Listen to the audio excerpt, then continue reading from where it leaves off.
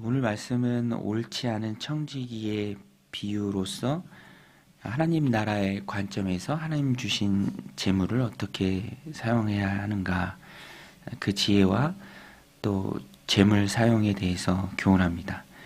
불의한 청지기가 나오는데요. 주인이 있고 주인의 것을 관리하는 청지기.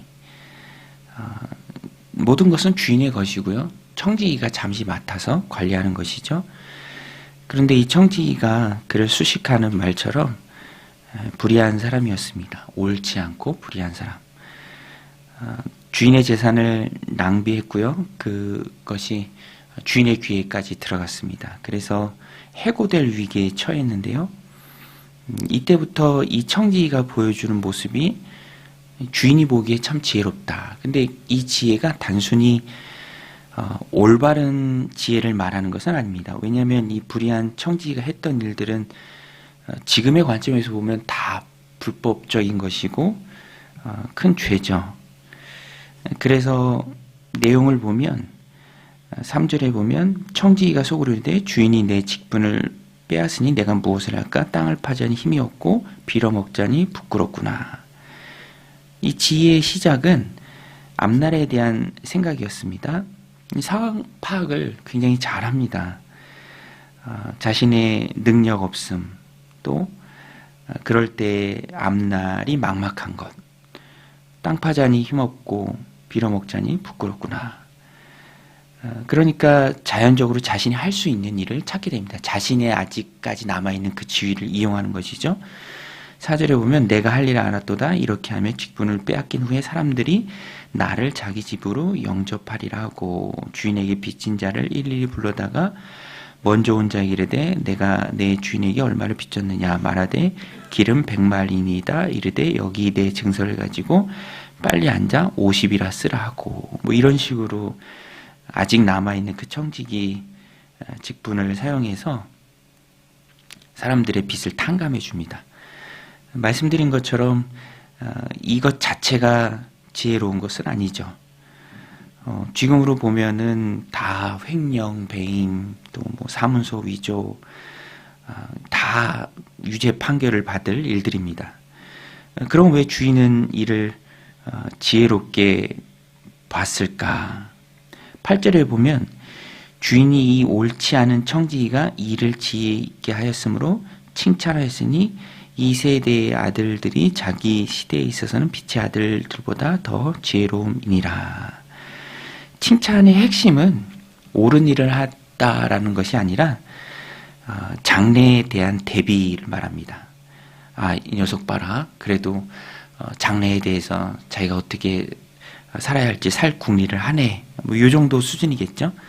그래서 우리가 이 예수님의 말씀을 받을 때 핵심은 장래를 대비하는 것, 미래를 생각하는 것, 그리고 영생을 준비하는 것, 이렇게 받아야 합니다. 그래서 그리스도인에게 있어서 미래는 다른 게 아니죠.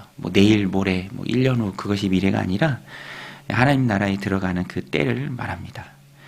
그래서 그리스도인들의 초점은 이 세상 삶이 아니라 하나님 나라에 들어가서, 물론 하나님의 나라는 지금부터 시작이 되죠. 그러나 완전히 완성되는 것은 하나님 품 안에 또 부활의 때, 그때다라는 것입니다. 그때가 영생의 시작이고요. 지금은 이제 완전하지 않은 하나님의 나라를 가정과 공동체와 또 10년 가운데서 우리가 경험하는 것이죠.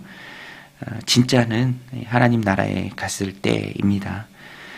그래서 그때를 생각하는 자세를 가지고 이 땅을 살아가는 게 오늘 본문이 우리에게 말하는 참된 지혜다라는 것입니다. 그리고 그때를 그럼 어떻게 준비하는가, 어떻게 생각하고 대비하는가, 그것이 바로 이 땅에서 하나님 주신 것들입니다. 맡겨주신 것들이죠. 우리는 청지기죠. 그래서 오늘 본문에 보면 돈입니다. 돈. 청지기가 아직까지는 가지고 있는, 그러나 미래는 쫓겨날, 그렇지만 지금은 행사할 수 있는 그 권한을 미래를 위해서 행사하는 것이죠.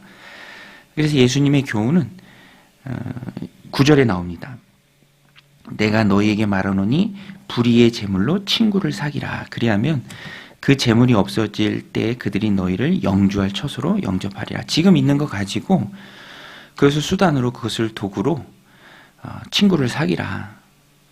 그러면 나중에 그 재물이 없어질 때, 그리고 직분에서 맞춰질 그때에 은혜 베풀었던 그들이 너를 기억하고 처소로 영접할 것이다.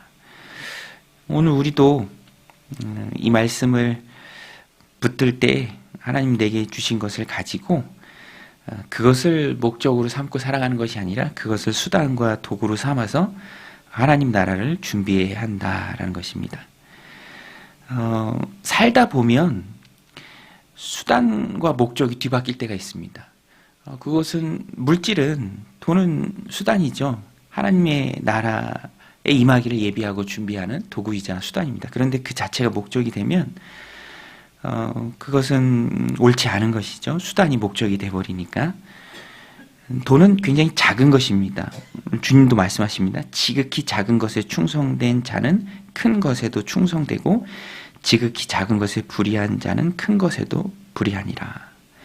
수단으로 주었는데 목적으로 삼아 작은 것을 큰 것으로 삼고 하나님께 충성되지 못한 삶을 산다면 하나님께서 당연히 더 큰 것을 맡기지 않겠죠.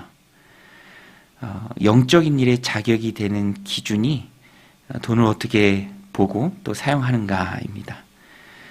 13절에 가면 더 충격적인 말씀을 하십니다. 13절에 집 하인이 두 주인을 섬길 수 없나니 혹 이를 미워하고 저를 사랑하거나 혹 이를 중히 여기고 저를 경히 여길 것임이니라. 너희는 하나님과 재물을 겸하여 섬길 수 없느니라. 주님께서 분명히 말씀하십니다. 재물을 다스리지 못하고 다스림을 받는다면 그것이 하나님의 자리까지 올라 하나님과 재물을 겸하여 섬기는 데까지 갈 수밖에 없다. 오늘 우리는 그래서 분명히 기억해야 합니다. 재물은 도구이다. 목적이 아니라 수단이다. 그 자체가 옳은 것도 아니고 나쁜 것도 아니고 어떻게 사용하는가에 따라서 그 가치가 결정되는 가치 중립적인 것이죠. 그리스도인들은 하늘의 보물을 쌓아야 하고요. 또 그것을 좋은 수단으로 삼아서 영원을 준비해야 한다라는 것입니다. 주님 말씀이 핵심이죠. 불의의 재물로 친구를 사귀라. 불의하다.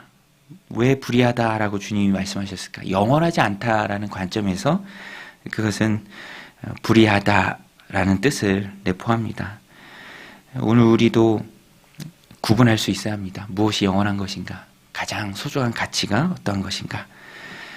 그리고 영원하지 않은 것, 그것은 어떤 면에서는 다 불의할 수밖에 없는 것입니다. 불의한 것을 가지고 영원한 것을 또 준비할 수 있다라는 것은 굉장히 큰 지혜죠. 오늘도 이 말씀 마음에 새기고 하나님 주신 삶을 살아갈 때 지킬 수 없는 게 있고 또 지킬 수 있는 것이 있습니다. 영생이 잃을 수 없는 것이고 또 우리가 지켜야 할 것이고요. 무엇이 됐든 이 세상에 속한 것은 영원하지 않다는 관점에서 내가 아무리 노력해도 지킬 수 없는 것이죠. 우리 지메일리아 선교사님이 말했죠. 지킬 수 없는 것을 가지고 잃을 수 없는 영생을 사는 사람은 결코 바보가 아니다.